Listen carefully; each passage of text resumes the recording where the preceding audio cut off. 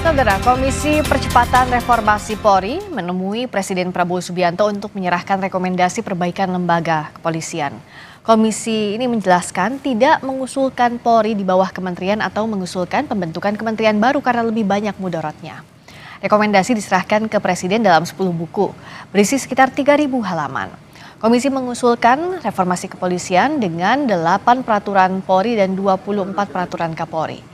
Tim menegaskan tidak mengusulkan ide pembentukan kementerian baru atau ide Polri di bawah kementerian. Meskipun sempat ada perdebatan di antara anggota tim, namun tim sepakat Polri tetap di bawah Presiden. Mengenai ide pembentukan kementerian keamanan, kami sudah sepakati bahwa kami tidak mengusulkan adanya pembentukan kementerian baru. Tadi Presiden juga tanya, kita jelaskan. Yang kesimpulan kami, manfaatnya dibandingkan mudaratnya lebih banyak. Maka ya udah, kita nggak usah usulkan itu. Komisi Percepatan Reformasi Polri juga mengusulkan sejumlah hal yang sudah disetujui Presiden. Presiden menyetujui bahwa mekanisme pengangkatan Kapolri tetap atau tidak berubah seperti saat ini. Kapolri tetap akan ditunjuk oleh Presiden dan mendapat persetujuan DPR. Sementara hal yang baru, penguatan kewenangan lembaga Kompolnas atau Komisi Kepolisian Nasional yang rekomendasinya mengikat.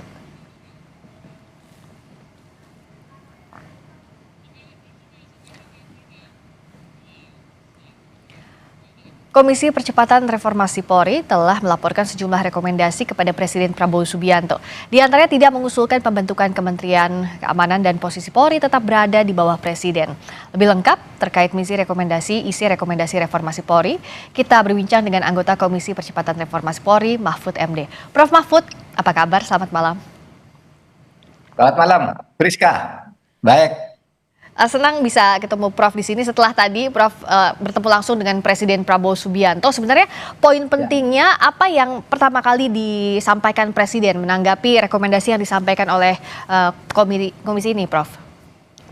Poin pentingnya bukan yang pertama disampaikan, tapi kami ternyata bisa berdiskusi lama dengan Presiden. Artinya Presiden itu tadi sangat terbuka apa usulnya, lalu coba saya tawari antitesa gitu. Kalau tim ingin ini, antitesanya gini gimana? Kalau gini aja. Terus kami berdebat, akhirnya jatuh pada kesimpulan. Oke, yang punya tim reformasi, komisi reformasi diterima. Kita lanjutin. Terus masuk butir-butir begitu. Jadi menyenangkan di diskusi dengan Presiden kayak di ruang kuliah aja. Kami tukar pikiran dan Pak Prabowo terbuka sekali pada waktu itu untuk menerima sanggahan maupun menyanggah. Mari kita sekarang buka-buka aja, jujur mari gitu. Jadi kami tadi terbuka diskusi betul sehingga kesimpulannya pada akhirnya ya itu tadi yang sudah diumumkan oleh Pak Jimli barusan itu. Dari tadi yang poin-poin disampaikan oleh Prof Jimli, sebenarnya mana yang akan ditindaklanjuti lebih awal dan bisa betul-betul diterima oleh masyarakat terkait dengan reformasi ini, Prof? Esensi reformasinya? Saya kira semuanya harus dimulai segera, tetapi bertahap kan nantinya penyelesaiannya itu. Karena begini, laporan kami dari komisi itu kira-kira 3.000 halaman terbagi dalam 7 buku besar, yang itu verbatim kesaksian-kesaksian masyarakat beserta data-data fakta-fakta konkret dari lapangan. Lalu yang 3 itu berisi satu ringkasan, yang satu lagi rekomendasi, lalu yang satu lagi resume gitu. Itu beda, kita membedakan 3 itu, ringkasan, resume, rekomendasi. Nah itu tadi yang didiskusikan, tetapi memang dalam diskusi yang berlangsung dari jam 3 sampai jam 17.35 tadi, 2,5 jam kira-kira, ya terfokus pada 6 hal besar gitu ya. 6 hal besar itu menyangkut hal-hal yang menonjol karena menyangkut struktur kepolisian. Seperti tadi misalnya tentang kepemimpinan atau cara pemilihan Kapolri. Itu diskusinya sama-sama masuk akal. Karena kalau diangkat misalnya oleh Presiden tanpa persetujuan DPR misalnya, itu yang didiskusikan, Nah itu eh, bagus juga diangkat biar lebih cepat dan tidak diwarnai oleh unsur-unsur politik gitu. Oh, oke. Tetapi kalau tidak dipilih oleh DPR itu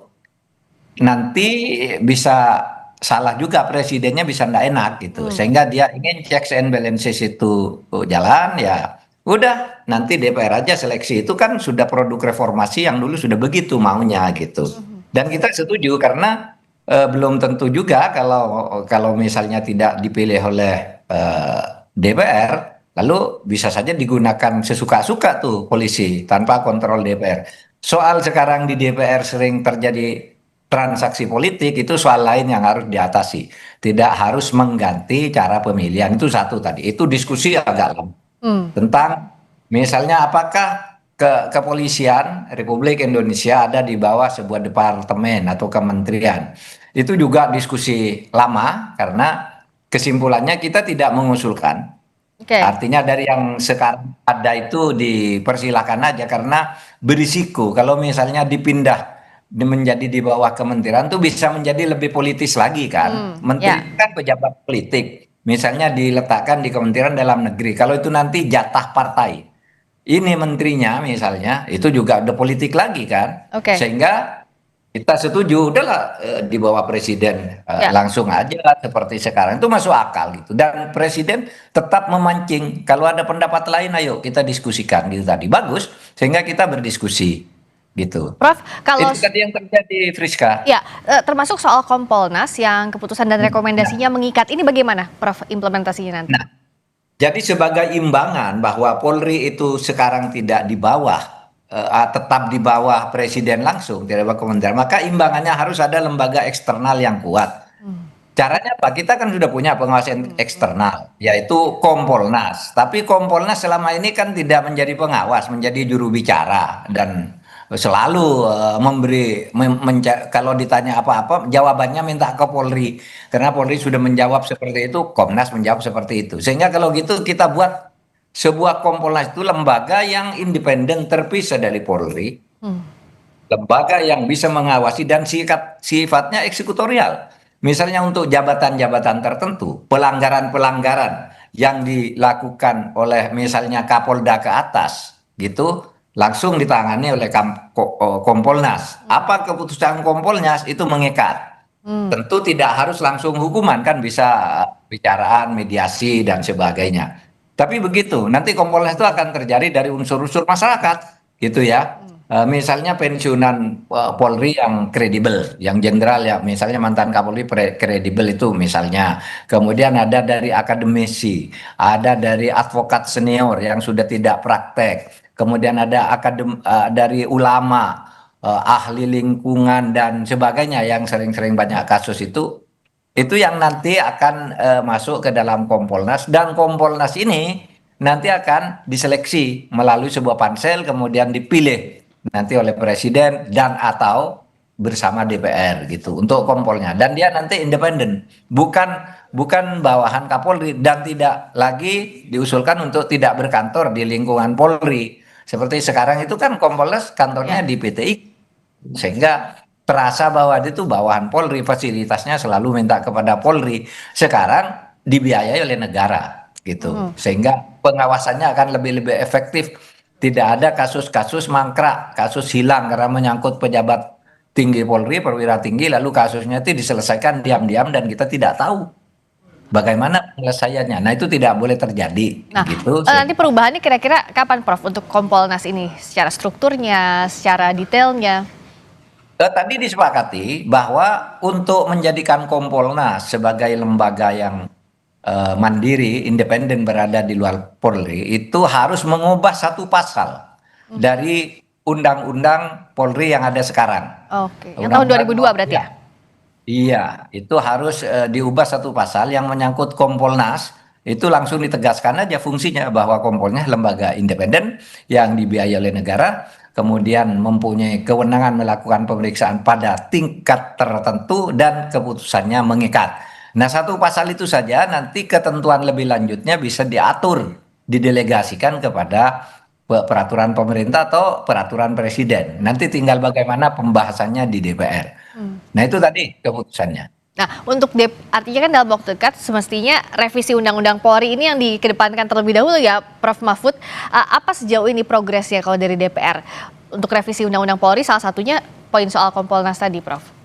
Saya tadi dengar dari Mensesnek itu kan tidak resmi di dalam penjelasan di dalam rapat, tapi pembicaraan itu dia mengatakan bulan depan itu revisi Undang-Undang Polri itu sudah akan mulai digarap, atau bahkan sudah sedang berjalan dan mungkin masa sidang yang akan datang sudah bisa disahkan. Termasuk apakah soal jabatan anggota Polri di institusi luar Polri itu turut jadi poin juga, Prof? Ya, itu tadi disepakati bahwa sesuai dengan undang-undang ASN, ya, itu jabatan-jabatan Polri di luar di luar institusi Polri itu boleh sepanjang itu diatur di dalam Undang-Undang TNI dan Undang-Undang Polri. Undang-Undang TNI sudah. Kemudian Undang-Undang Polri ini kan mau direvisi sebentar lagi. Itu nanti akan dimasukkan dalam jabatan-jabatan apa saja boleh dan dalam jabatan-jabatan apa tidak boleh. Itu biar DPR lah yang membahas bersama masyarakat tentu saja dan pemerintah. Itu juga akan masuk dalam paket pembahasan. Karena nanti kan yang revisi undang-undangnya tentu saja di DPR. Kalau Komisi Percepatan Reformasi Polri posisinya seperti apa untuk mengawasi agar yang di Undang-Undang Polri yang direvisi nanti sesuai dengan rekomendasi yang sudah disampaikan tadi juga ke Presiden? Enggak, tadi kami menyatakan dengan penyerahan itu maka Komisi Reformasi itu menjadi bubar gitu ya, menjadi selesai tugasnya. Kan Presiden sudah menyatakan di depan para menteri, Sesnek, Menseskap tadi hadir, lalu Menkum, Pak Yusril sebagai Menko, lalu ada Pak Uto dan sebagainya hadir, mendengar keputusan tadi itu yang akan dibawa nanti ke DPR. Dan saya kira bukan sesuatu yang susah untuk lalu kemudian dikawal oleh bekas-bekas anggota komisi yang nanti akan bekerja bersama DPR untuk memperbaiki itu semua. Gitu. Berikutnya bola dari tangan DPR. Terima kasih Prof. Mahfud atas tadi penjelasannya terkait dengan laporan yang dibawa ke Presiden, rekomendasi dari Komisi Percepatan Reformasi Polri. Terima kasih Prof. Selamat malam. Sampai ketemu. Terima kasih, Selamat malam.